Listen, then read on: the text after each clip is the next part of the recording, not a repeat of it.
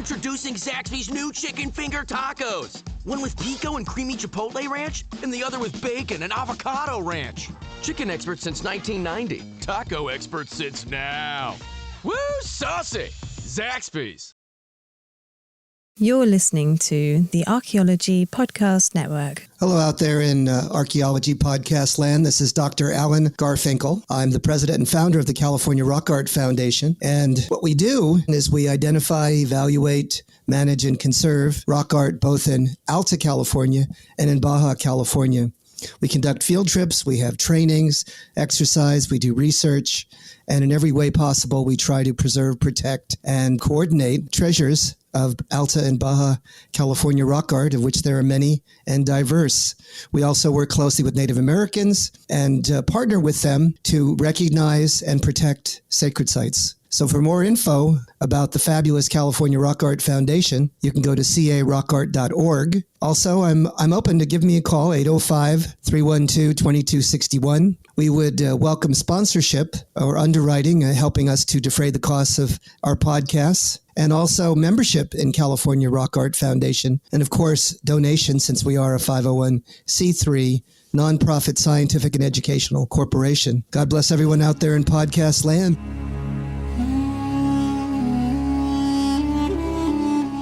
You're listening to the Rock Art Podcast. Join us every week for fascinating tales of rock art, adventure, and archaeology. Find our contact info in the show notes and send us your suggestions.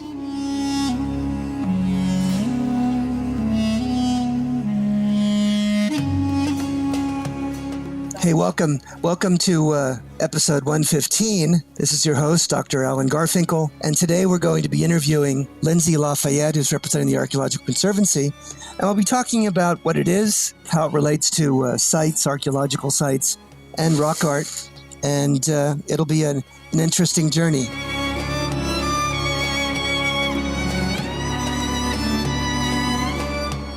Well, welcome everybody to episode 115, the last one of 2023. And we're honored and blessed to have Linsie Lafayette from the Archaeological Conservancy on board, who'll be talking to us about what that is and how that relates to, call it cultural resource management or conservation of Native American and historic sites, and how that might even relate to rock art preservation. Linsie, are you with us? I am, yeah. Hi, Alan. Thanks for having me. Yeah, sounds like you're loud and clear. You told me you were coming in from an exotic location, correct? Yes, I'm in Nova Scotia, Canada. Wow. On the second level of a historic farmhouse. How fabulous is that? Well, welcome to the Rock Art Podcast. We've been doing this for about 3 years, and you're the first person to come on board to talk to us about the Archaeological Conservancy. But before we sort of probe into that, maybe tell us a little bit about how you got involved with the profession of anthropology, archaeology, perhaps the study of Native Americans and cultural resources. Well, I always liked history, and I always liked my grandmother's stories about our old family history. And so I thought I wanted to be a history teacher because I enjoyed history the best. So then when I went to university, I said I would major in history, but then I saw the archaeology of North American Indians as a class to take. And so I thought, ooh, that sounds so interesting. I'll take that. And then I ended up taking the whole series and then majoring in it. And I found myself with a Bachelor of Arts in Anthropology from the Oregon State University there in Corvallis.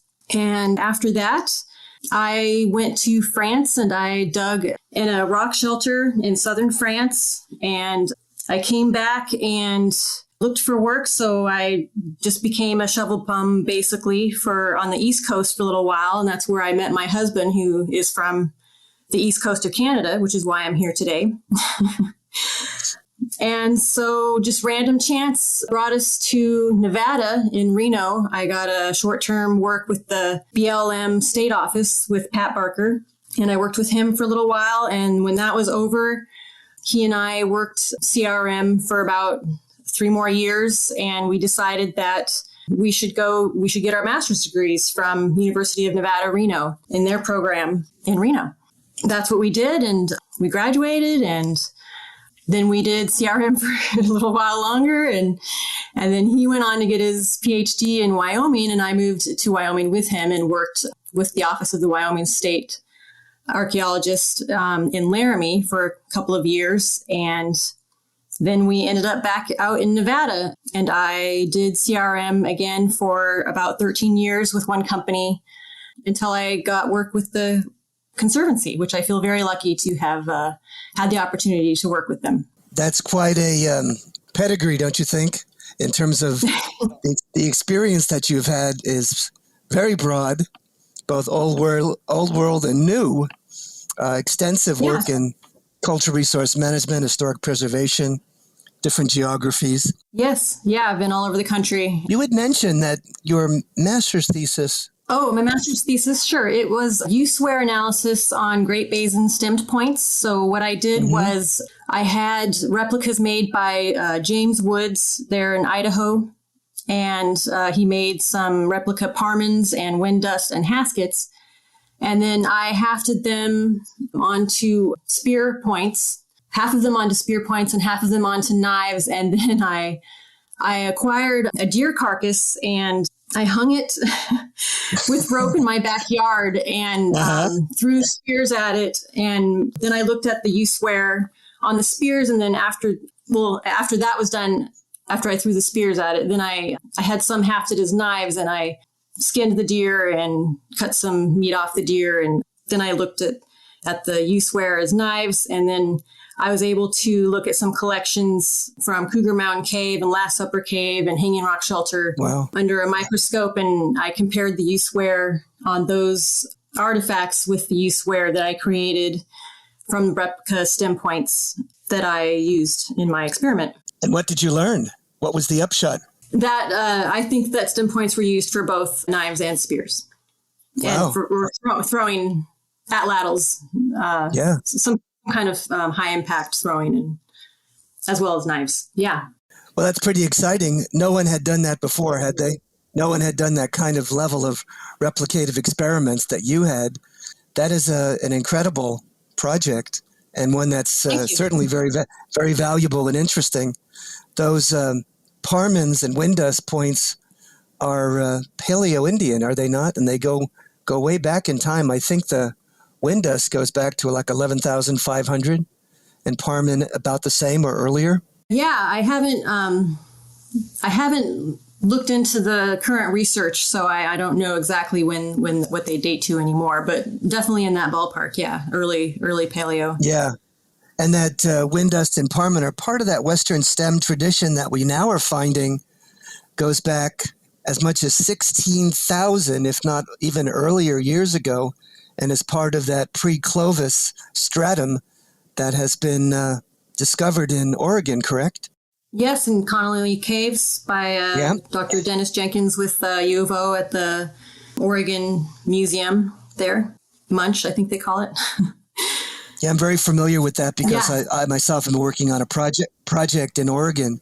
So it's been very eye-opening in a lot of ways to go out of California and expand my research into Oregon. Similar, but yes, yet different. So quite remarkable. So how did you jump from all of that and find your way into the Archaeological Conservancy? It's because my husband, Dr. Jeff Smith, he's a professor at UNR, and he did an excavation, or he was looking into a place to excavate, and it was Leonard Rock Shelter. He needed to know who owned it, and he found out it wasn't the BLM. It was privately owned, and not only privately owned, but owned by the Archaeological Conservancy, which neither of us had heard of before. Right. And so you have to submit an application in order to work on their one of their preserves, and then they have a committee look it over the application, and then if you're approved, field work can go ahead, and that is what happened in his case. And so I think he spent a couple of years there in Leonard Rock Shelter and got to know the Western Field Director, Corey Wilkins. And later, after the pandemic was over, Corey was looking for a Western Field representative, and so he called Jeff to see if any students needed any work. And he said that all of his students were, they were employed. And so he couldn't think of any. But then he said the next day he thought, I wonder if Lindsay would like to do that. So serendipity played a nice part in this opportunity, did it not? Yes, it did. So, yeah, I had a good lead on that job opening. They didn't even advertise it. So how did we meet, Lindsay, you and I? Well, we rely on people like you to let us know about properties that come up for sale that have significant archaeological resources. And you were one of those people that gave us the heads up and the tip. And you let us know that there was an archaeology site with rock art, because you like the rock art. And you called us up. And so I came and met you at the site, and we looked at it together and talked about its significance. And hopefully we'll be able to acquire that site with that tip. It's for sale. So I hope that it goes through. It'd be Sure. It'd be a nice acquisition for the Conservancy. Well, let's hold it there, and we'll continue this discussion in the next episode. See you on the flip-flop, gang. Chicken tacos should only be trusted to chicken professionals. That's where we come in. Introducing Zaxby's new chicken finger tacos. One comes with pico de gallo and creamy chipotle ranch. And the other comes with bacon, lettuce, tomato, and avocado ranch. Chicken experts since 1990. Chicken taco experts since now. Order yours today in the Zax Rewards app. Woo, saucy! Zaxby's. Did I hear you're shopping for a car? Because I've been at it for ages. Ugh, such a time suck, right? Not really. I bought it on Carvana. Super convenient. Oh, then comes all the financing, research. Am I right? Well, you can, but I got pre-qualified for a Carvana auto loan in like 2 minutes. Yeah, but then all the number crunching and terms, right? Nope. I saw real numbers as I shopped, found my dream car, and got it in a couple of days. Wait, like you already have it? Yep. Oh. Go to Carvana.com to finance your car the convenient way. Introducing Zaxby's new chicken finger tacos. One with pico and creamy chipotle ranch, and the other with bacon and avocado ranch. Chicken experts since 1990. Taco experts since now. Woo, saucy! Zaxby's. Welcome back, gang, to segment 2 of the Rock Art Podcast, episode 115. And we're honored and blessed to have Linsie Lafayette here representing the Archaeological Conservancy. Lindsay, we were talking about how you got involved with the Conservancy, and we were just beginning to discuss when we met and how you acquire properties, and I think that would be a good place to start. Do you agree? Well, actually, I was wondering if we could do a little bit of a background of what the Archaeological Conservancy is first before we... Please. No, I think that's sensible, and let's backpedal a little bit. Exactly. The Archaeological Conservancy is the only nonprofit that preserves archaeology sites on private land. We preserve historic sites, pre-contact sites, ethnohistoric sites. It's been a conservancy since Mark Michael founded it in 1980. So that's, I don't know, is that 43 years now? And we have over 585 sites across the country. And there are offices like the one in Reno, representing the Northeast, the Southeast, the Midwest, the Southwest, and the West in Reno, of course. And the Western office, we are responsible for Oregon, California, Idaho, Washington, and Nevada. Those preserves we have in that region. And there are 44 archaeological preserves in that region that we are responsible for and that we manage.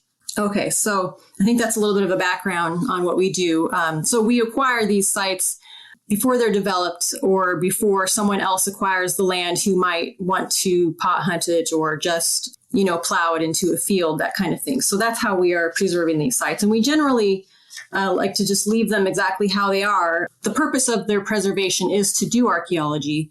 So if you have a plan and you're an archaeologist, you can give us, submit an application and we will review it and see if it meets our guidelines. And if so, then we can do some archaeology on the preserve. Okay, so I think that's interesting because people may be unaware, even our listeners, which are all across the globe, that in California, there are actually, it's not as common as it might be in other areas of the country, and maybe it's uncommon there as well, to have private lands that contain archaeological sites, privately held lands. I know that in most of the Great Basin and Western Mojave Desert and the Eastern California, most of the landscape is owned or managed by the Bureau of Land Management and the National Park Service.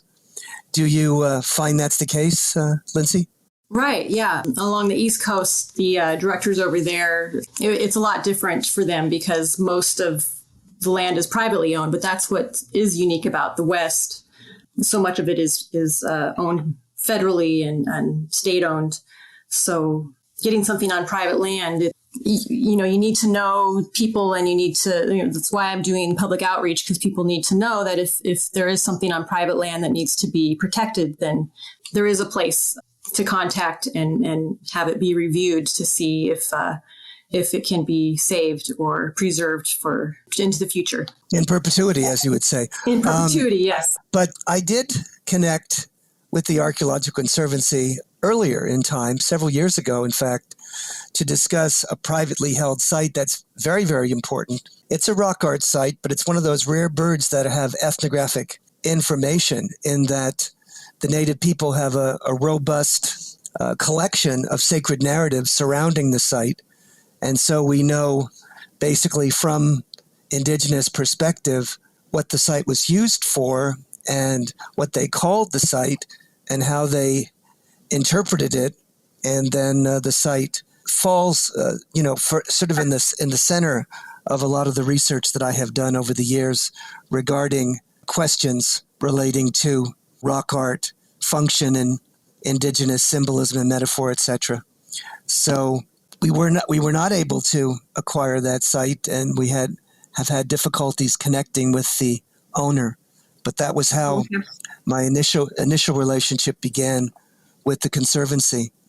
Now, another site that the California Rock Art Foundation has visited often was that one in the Central Valley near Visalia. You know that site for its rock art? Yes, I had a chance to visit it in September for the first time. Maybe tell us a bit about what you might know about that site, and I can add a few things, perhaps. Well, I believe it's called Rocky Hill. The Yoku. Yeah. Go ahead. Yeah, we mentioned it before. Rocky Hill, but I think technically the Conservancy, it's known as the J.T. Last Archaeological Preserve in honor. I think he was might have been a primary donator to the preservation of that site.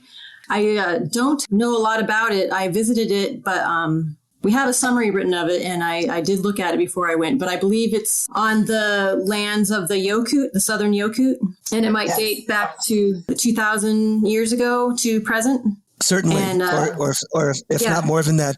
It's a pictograph site. It's a polychrome pictograph site, rock paintings, and it exhibits indications of sort of the ceremonial and religious metaphors of the Yokuts. And there are tremendously interesting panels that exist, and they're situated all over that hillside of granite. And they're done in, vibrant colors of yellow, red, white, black. And some represent sort of spiritual beings, animal human figures, etc., etc. But it is a remarkable site, and certainly world-class rock art has been preserved thanks to the art. All right. What I thought was unique about it was that it was underneath the rocky overhangs in like little caves. One of them I had to crouch down and sit down so that I could see what was going on the panel.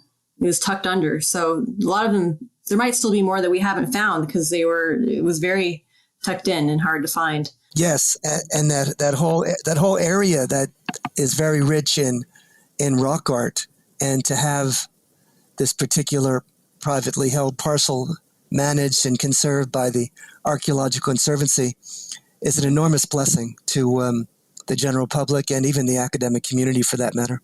And then we have Portuguese Bench. Right. Yeah, I had. I usually try and incorporate site visits when I have other business in the area to make the most of my time when I'm traveling. And so while Alan and I were looking at a prospective site to acquire, and preserve. There was a nearby preserve that's already within the Archaeological Conservancies, within our preserves of sites, and it's called Portuguese Bench, and it was excavated. It's a village site that was excavated in the 1980s by Dr. David Whitley. But there is one panel on a granite boulder, which is kind of not really where the excavations took place. It's further down the hill, just amongst all the ranching buildings. It's also where a historic ranch functioned. So it's impressive that it has survived and that it's on granite when most of the rock art is on the basalt that's in that area, right? That you're exactly correct. It's very unusual to have a non-basalt rock art canvas for a petroglyph in that area. I guess what is even more remarkable is it kind of shouts Koso in terms of its subject matter and highly representational and naturalistic symbolism. So let's pick this up on the next segment and see you on the flip-flop. Shop Plato's Closet tax-free August 2nd through 4th for back-to-school styles. We sell the trendy, gently used styles you need to make a difference in the world and in your wallet for back-to-school shopping. Save up to 70% off regular retail prices by choosing recycled styles. Save even more when you shop tax-free this weekend. Make a change that others can respect and repeat. Shop Plato's Closet in North Charleston and West Ashley this year for your back-to-school looks. Plato's Closet, located in West Ashley on Sam Rittenberg Boulevard and North Charleston on Rivers Avenue. Welcome back, gang. This is Dr. Alan Garfinkel, Rock Art Podcast, episode 115 with Linsie Lafayette, who's talking about the Archaeological Conservancy, what they do, how they do it, and some of our interesting interrelationships. Linsie, so you introduced me to an enormous panel, a rock art panel, that shocked me, I have to say. It was so surprising to see that.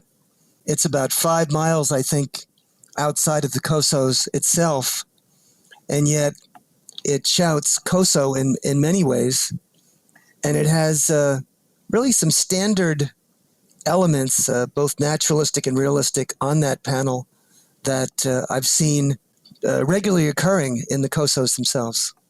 Yeah, well, I was glad you were able to see it because we haven't had anybody professionally come and analyze that rock art. There were, like I mentioned, excavations done there in the 80s, and I haven't read all of everything that's been published or reported on those excavations, but I hadn't seen anything related to the rock art yet. So I was happy to get an expert's opinion on what was going on there.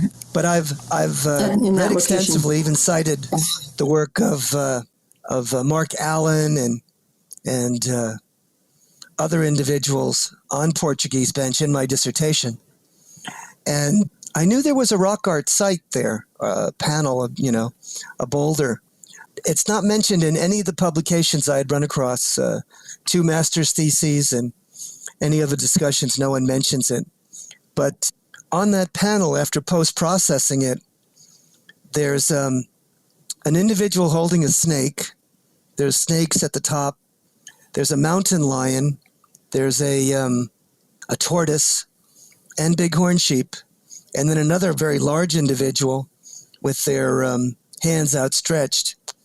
What could be an Elko projectile point depiction and several other figures and a smattering throughout the whole panel of bighorn sheep, including a classic Koso sheep with full front-facing horns and navicular body and flat back. Very characteristic. It's a hallmark of the Koso canon of rock art. And such panels are fascinating, and I've had the opportunity to deconstruct and talk about some of those symbols over the course of my career studying Koso rock art. So it was almost like seeing a new friend coming home. So you must have had a chance to really analyze that after we left with your pictures and the de-stretch analysis that you did? Yeah, I did de-stretch. I post-processed it several different ways, and it was amazing how much came out of that image and things that we could see. And you think those are datable, right? Those images? I would say with some confidence that much of the panel would probably date to the Newberry period, meaning from about AD 1 to about 2000 BC, so about 2,000 to 4,000 years ago. No doubt. They're just very characteristic of the material that's been dated within COSO. That classic form of bighorn sheep begins about 2000 BC and proliferates during the later periods and grows to a larger than life-size image that appears in the COSO range itself. Yeah, well, that's great that that we were able to preserve that and have that information available to you to see. Yes. And then we had time to look at that bit of a, I don't know if it's enigmatic, but interesting site there at Little Lake. And that has historic materials and even ethnographic materials and prehistoric rock art and historic inscriptions as well, sort of a real mixture.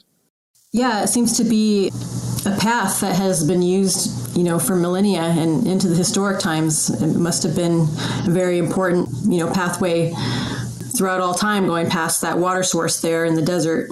Absolutely. And what was partially shocking to me was you just wandered around and found several new glyph elements that I'd never seen before. And I'd been out there literally dozens of times. You found a series of atlatls and another depiction of a classic COSO bighorn sheep that you yourself had discovered just wandering around the rocks there. Yeah. And I saw that you recorded it in 1976. I got the site records from a very primitive recordation. That was during my infancy in archaeology. I was working as an intern for the Bureau of Land Management and doing unbelievable amounts of work, living at the Little Lake Hotel and trying to develop a cultural resource management plan to protect the resources. So I have to apologize for sort of the primitive nature of that documentation. That's all right. I'm wondering, though, if you're working for the BLM, why you were on private land recording those panels. I guess at the time we didn't know it was private. I guess we thought that it was all BLM. And they even had me doing a lot of work looking at the Little Lake Ranch itself, even though they knew that was private, because they wanted me to do a nomination for both what they call Fossil Falls that you didn't see and Little Lake as a singular nomination, which I did as well. I did a publication. I did my master's thesis on that particular site. And the Bureau of Land Management owns actually the topmost mesa top of that flow, that basalt flow that exists around Little Lake. So it's sort of an intermingled set of private and public landscape. Does that make any sense? Yeah. There's a lot going on in that tiny little spot. Yeah, exactly.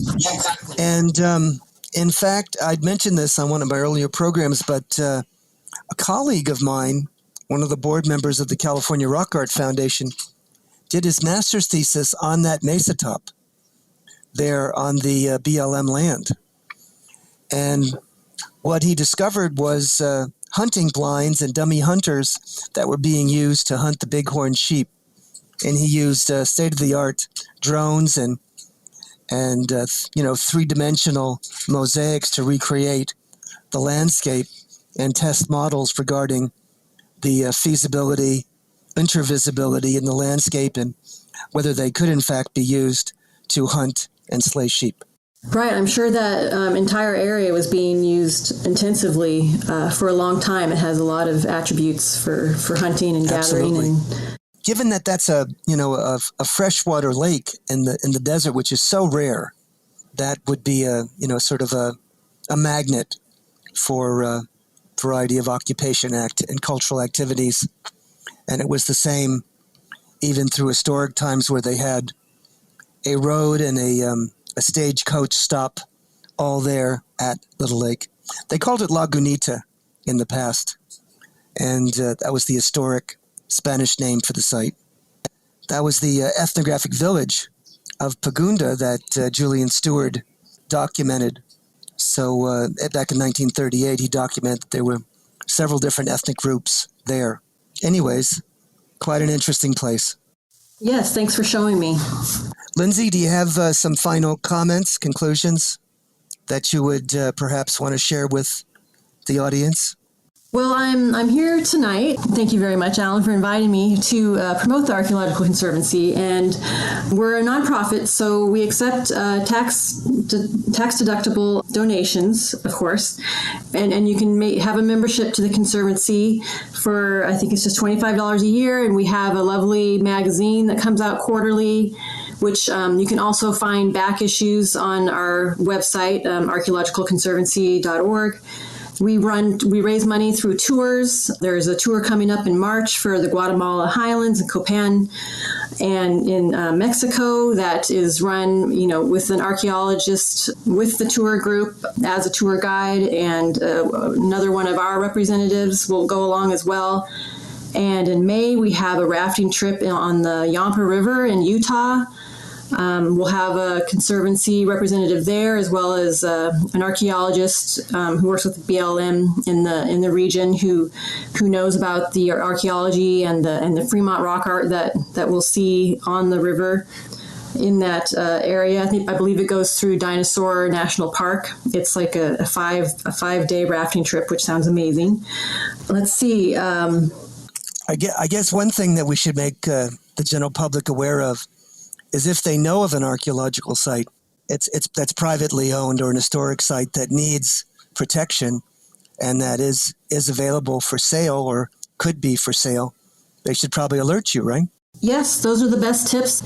I can go on, things like NevCris and CRIS in California, and the Oregon and Washington equivalents, like at the archaeological databases, and I find archaeology sites that look great, and they're on private land, and I write letters to the landowners, and but more often than not, I do not hear back. So if I don't have that tip of someone who, is interested in selling their land anyway and wants to preserve the archaeology on their land, that's the best kind of tip to have. Otherwise, I'm just kind of sending a letter out into space, it feels like, trying to see if people are interested in preserving their land. And we're not pressuring anybody to sell their land. We're very patient. We can answer questions. People don't have to sell it right away. They can put it in their will. They can live on their land, while we own it.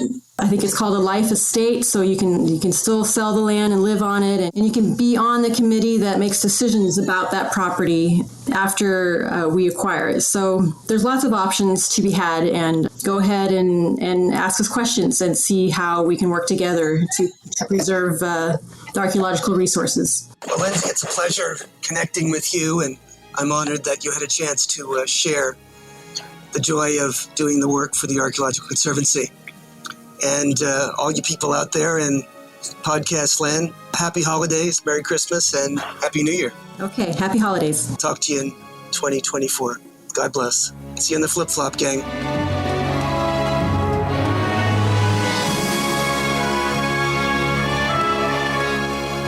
Thanks for listening to the Rock Art Podcast with Dr. Alan Garfinkel and Chris Webster. Find show notes and contact information at www.arcpodnet.com/rockart.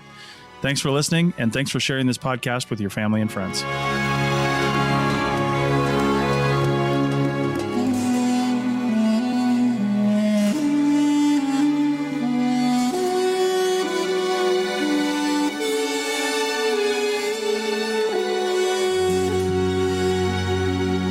This episode was produced by Chris Webster from his RV traveling the United States, Tristan Boyle in Scotland, DigTech LLC, Cultural Media, and the Archaeology Podcast Network, and was edited by Chris Webster. This has been a presentation of the Archaeology Podcast Network. Visit us on the web for show notes and other podcasts at www.arcpodnet.com. Contact us at chris@archaeologypodcastnetwork.com.